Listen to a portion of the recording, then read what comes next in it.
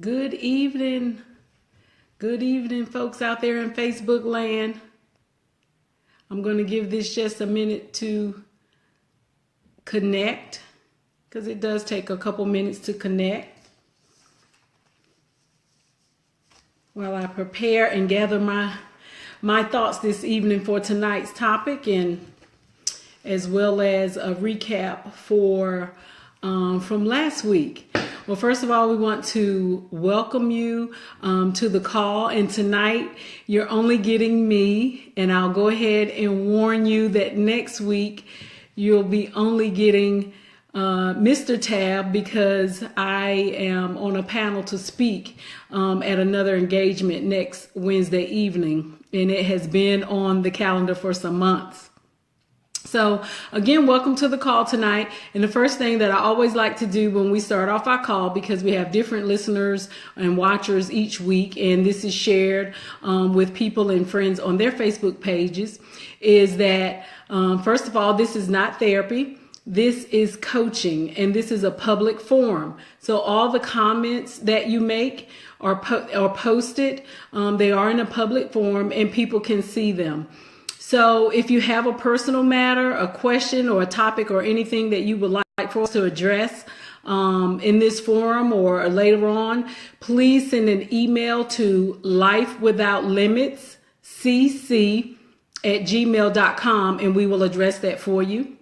The next thing we want you to do is to use the grocery store approach to the things that we share. We're going to share things with you from our personal experience, our professional experience, and we want you to know that everything is not for everybody. So please use the grocery store approach.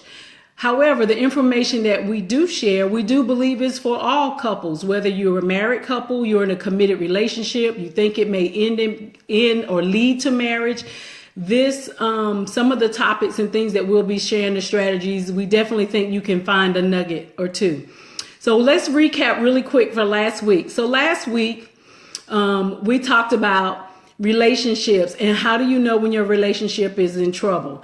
And we didn't focus on anything that was grand, and it didn't necessarily mean that those little problems would lead to divorce, but it was little things that maybe your marriage is getting off track or your relationship is getting off track. So we talked about those things. In the tablet that we wanted you to take, that pill we wanted you to swallow for the week, was for you to ask your spouse or your partner, what can I do to make the relationship better? When we say we are putting the responsibility on ourselves. We're not putting it on our spouse or our partner. We're saying, what can I do to make the relationship better? We know that may have been a tough pill to swallow for some, but we hope that you had a chance to do that and to begin working on some issues with regard to repairing, replacing, and improving your relationship. So let's dive into tonight's topic. So tonight's topic is talking about, the topic is keeping up with the Joneses. And George and I, we had a lot of discussion about even calling this topic that, because we have so many different things and we have millennials listening in and people don't know. So I took a poll of some younger people to ask them, have they ever heard of the term? Do they know what the term is? And most people did know. Even the young people in their early 20s did know what keeping up the Joneses meant, or what it refers to. So basically, when I was growing up, I remember hearing people say, oh, they trying to keep up with the Joneses. And so we began to do some research. George and I did some research to really just find out, where did this term come from? How long has this term been in existence? What is it about? Is it a black term, or where does it come from? So actually, it's an American term. It's not just specific to any one race or culture, but it is an American term that was coined in the early 1900s. And it was by a guy basically who used to do comic strips. And they always referred to the Joneses in the comic strips, although the Joneses never appeared in any of the comic strips. Now, which is really kind of metaphorical to how we always refer to the Joneses, because we're basing it off what we see when we really don't know what the real deal, the real secrets are within the Joneses family. And I say Joneses in quotation mark. So basically now it's the way we use Joneses, I guess broadly now, is we use it as a phrase to primarily to focus on people who try to keep up appearances. So usually that means that the person is well off and or they're trying to appear that they're well off. So keeping up to the Joneses, for the definition that I'm going to use, will not necessarily mean that someone is like well off, rich or wealthy, but maybe they're doing just a little bit better than you are. So maybe they still live in your neighborhood, but they got the house that was the model home in your neighborhood. Their grass is greener than everybody else's because maybe they spend more money to have someone do their yard and their grass. So here's the thing about trying to keep up with the Joneses. We're going off appearances, and we don't know how the Joneses may have paid for all of the things that they have. So one of the things when we do that is we're comparing. And the problem with comparing is we typically compare someone else's best to our worst. If we do that, we're always going to be playing to catch up. No matter what it is, we will always be trying to catch up. So we don't want to compare our worst to someone else's best. The next thing is we're judging someone else's, what we see in someone else when we don't know their story. And I know that there's also this saying that we will say, or colloquial term was about you can't have a testimony without a test. Well, the same applies here. We don't know what the Joneses' testimony was. We don't know how the Joneses got the brand new car that they got. And maybe the spouse had been laid off for half of the year. We really don't know if they had money in savings or have money in savings, or if they earned or gained an inheritance. We don't know what investments the Joneses may have. Maybe they invested some money in their early 20s and now they're in their late 40s and something just paid off and they wanted to splurge. We don't know if their parents are helping out. Now, I have a personal story with this one. And that personal story relates to, I had some neighbors who were younger than my husband and I. They were also college educated. And they had, we both had our first two kids around the same time, and they kept having kids because they wanted a large family. She was a stay-at-home mom, and so was I at the time. But I know my husband was busting his butt to meet our bills every month.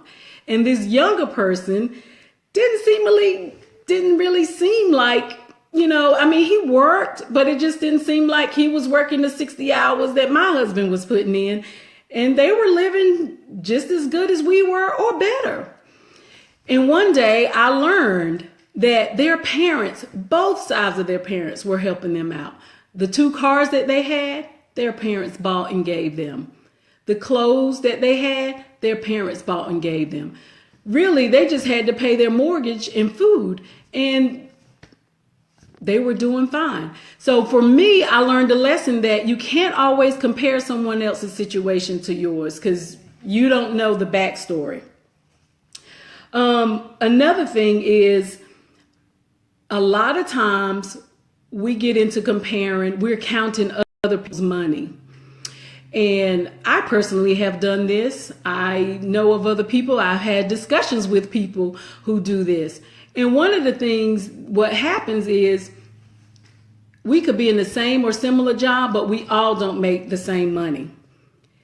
Now, this conversation was not meant to be political tonight, but we all know, and I'm going to state some facts here. African Americans make less money than Caucasians and other races, regardless of experience and income. Women also make less money than men, regardless of experiences and education as well. So those are some facts. I mean, I didn't even tend to say that, but I know that those are facts, and I can back it up with some figures and some other things in a follow-up session if we need to do that. So knowing that, when we often start comparing, we're comparing our salaries to someone who probably, they may have a higher salary or they may have a lower salary. But again, when we get into comparing, we're usually comparing somebody's best to our worst. Now, there's an article from this blogger who wrote an article in the U.S. News and World Report, but it's the blogger version for the online, the usnews.com. And the name of her article is Why You Should Never Try to Keep Up with the Joneses. And she talks about the history of where the keeping up with the Joneses came from. So the other thing is, the bottom line is most of the time, most Americans live beyond their means. Not most, but a lot of Americans, a large percentage of us have more money on credit card debt than we actually do in our savings. And the things that we're buying to keep up appearances or to post on Facebook or to share on Instagram, and Valentine's Day is coming up next week, and there's going to be a whole lot of posts of boo got me a necklace, a ring, and all of these things. But are we doing those things with cash? Are we doing it for show? So if we're doing it for, those type of things, I really encourage you to check your motivation behind doing that, because in the end, those things really don't make you happy. And that was the final analysis of all the things that we do to keep up with the Joneses and keep up with appearances. Those are not the things that bring us long-term happiness. The things that bring us long-term happiness is financial security. So having money in your 401k or your retirement savings, those are the things that really long-term give us the security that we like to see in our financial pages, in our financial book. So, the other thing that I did want to make sure that I pointed out, or really just to reiterate, is really to examine that. The next time you get ready to make a large purchase, if it's based on emotions, I really encourage you to really think about it. Take a day or two and really think about it. I've had to do that to myself. Like, I love purses and bags, and I like name brand purses and bags. I do knock off certain things, fashionable things, I will say, but if it's a name brand bag, I don't do the knockoffs for those. But I do like fashion bags, so I will buy a bag that doesn't have anybody's name on it. But I like Coach and I like Ralph Lauren, just like the next person. But I don't go to the store and buy them brand new for $400. I don't mind carrying it if it's 2 years old. I'll go to TJ Maxx and get it for $60. And that's just one of the things that I do to save money, and I can still feel good about my purchase. So anyway, I want to stop right here and give the disclaimer again, and we'll see if anybody has any comments or questions that you want to add before we start to wrap up. So again, you're on with us tonight on Couples Coaching 101. And I would like to reiterate, if you joined us since the beginning of this session, that this is not therapy. It is online coaching. Anything that you post or comment on in the comment sections, that it is a public forum. And you may send an email to lifewithoutlimitscc@gmail.com if you have a more personal matter or question, or if you would like for us to contact you personally. Also, we want you to use the grocery store approach and just take what you need. You don't take everything from the grocery store, so just put those things in the cart that you really think that you need and you want to try or not. And please share and give us some feedback with regard to that. The other thing, we want you to know that this is for all couples. And I know we started out the first week, we let you know that we may have some scripturally based concepts. We may have some concepts and things that we talk about from books that we use in counseling and coaching. But we will never try to beat anybody over the head. We don't want to sound preachy, but we do want to share things that have helped us and benefited us along the way. And with that, if anybody has any questions, comments, or anything, we'll start taking those at this time. I can't tell. I don't know if it's still going or not, or if it stopped. So if somebody give me a like or something so I'll know that it's still rolling, that would be appreciated.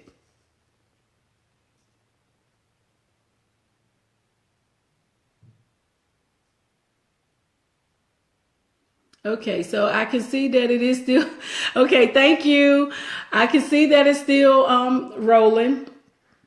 So one of the questions that we did receive with regard to this is, how do you get on the same page with your spouse? Now that's a really good question, because getting on the same page is something that won't happen one time and it stay there forever. I think you got to try that a few times before you get it the way it works for you and your spouse. And what I mean by getting on the financial page is, the first thing that you need to do is to identify who is the spender and who is the saver. Usually in a relationship, one person is going to tend to go more towards one or the other. Now, if you both are savers and you both are spenders, there's still got to be some happy medium there as well. Happy median is there as well. And what I mean by spenders is a spender would be a person who, they have their money and basically they will spend just about every bit of it. They will pay their bills, and in some cases will pay their bills either late or not at all to get the next item that they want to get. And it may be a fun thing, it may be a bag, it may be because they got in too much debt with another situation and they feel like they need to have some kind of reward. And the saver is the person that they go to work, they will find ways to save their money. They don't spend any extra money. If you look at their latte factor for the week, it is $0 or maybe $2.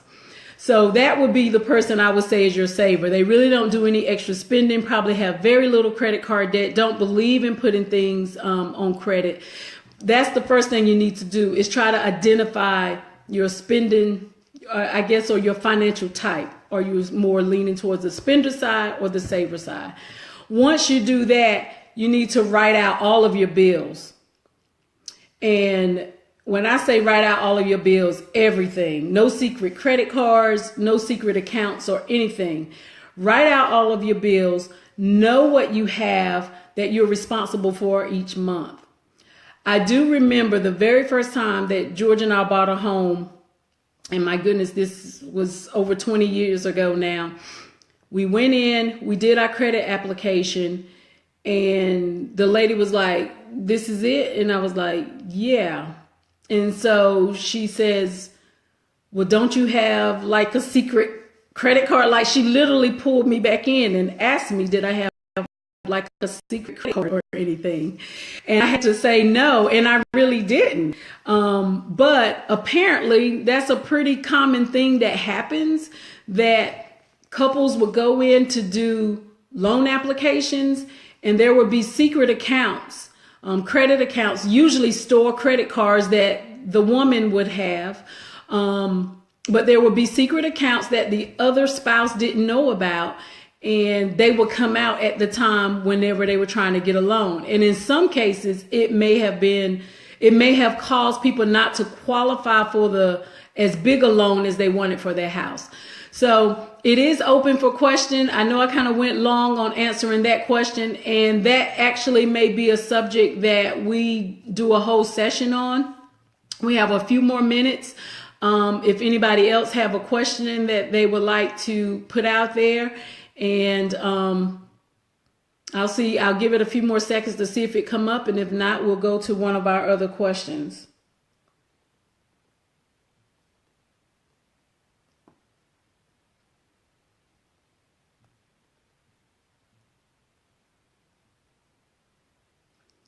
So the other question has to do with getting in debt getting in debt now that you have two incomes. Like, how do you avoid getting in a lot of debt when you first get, either get to marry? One question I have, someone asked, what is a decent, and I'll get to that one in just a second, that other question. But the other question has to do with getting into debt in your relationship. That is I'm trying to think of the best way to say that. That is something that is very seductive, I would say. I'll use that word right now, because you have the one partner's income, and then you have yours. So let's just say, just for easy math, we have income of $50,000. Well, the person that's living on their own with $50,000, they're managing well, they may have some savings, but when you get married and your spouse or your partner, they also have $50,000, your spending usually isn't going to be based off of your thinking that you have $50,000 worth of income. You automatically, emotionally, you will go to, we have $100,000 income. And I forget, an old mentor once said, $100,000 of income is just enough to yourself. It's just enough that you can probably get any credit card that you want. You can walk in any store. You can probably buy the house that you want. You can get the car that you want. And you can get credit. Now, you can buy things with cash, but when you have that kind of income, you will pretty much get credit just about anywhere you go. So it is very seductive. The first thing is to know and to operate under your actual income. That would be the first thing. And I can respond to more in the email with that. If you would send the email to lifewithoutlimitscc@gmail.com. And now back to the question of what's a decent credit score. That tends to be a moving target. And it seems to be a moving target with what the economy is doing. It seems to be a moving target with what the interest rates are doing. So I know, like, on this little wheel, they got the red, the yellow, and the green. I would say a decent credit score would be around a 625 and up. Because you're in the green, usually on most wheels, you're in the green space. But that may say to a creditor that maybe a couple years ago they had a couple lates. But it depends on what you're trying to purchase too. Right now, interest rates are pretty low. For example, you can almost have no credit and get some type of car loan. Not saying that it's the best loan terms, but if you have income, you usually can get a car loan, even if your credit score is bad. But I would say a decent credit score would be around 620 and up. And I think that is definitely my time for this week. Next week, you all, I got to give you your tablet for the week. I got to give you your tablet. So before we go, I do want to give you your tablet for the week, and I want to make sure that we do the oh my gosh, the tablet is for this week, because I did not write it down. I'm sorry. The tablet for this week will be in relation to that question that we had, to figure out what type of financial person are you. Are you more of a spender? Or are you more of a saver? Now, I don't have anything graphic that I can show you or give you, but you know yourself best. So do you tend to spend? Do you do emotional spending? I know I can have a headache. I could be thirsty and tired, but I can go in the store and stay an hour and ain't thought about no food, nothing to eat, nothing to drink. I ain't thought about that headache. So I know that I'm a spender. But figure out what type you are. Are you a saver? Are you always saving for a rainy day? Do you not like to go out and spend any money? So I know we're at our time. So to think about that, if you are what type of financial person you are, do you think you're more of a spender or more of a saver? Talk about that with your partner and see if you guys agree, and then begin to think of some way that maybe you can improve on some weaknesses that you may find with regard to your financial page. Because remember, in the end, keeping up with the Joneses is not going to make you happy, not long-term happiness. So thank you. And next week, Mr. Tab will be speaking with you all. And please tune in. It's for everybody, even though only George is going to be doing it. It's for men and women. It's for everyone next week. He's going to be talking about why men cheat. So get your questions ready. Send your emails. If you have a specific question that you don't want to ask in this forum, please send an email to lifewithoutlimitscc.com, and we'll try to answer that question during our live feed next week. Thank you, and have a great Valentine's Day. Remember to do it for your partner, not for show. Thank you, and have a great night.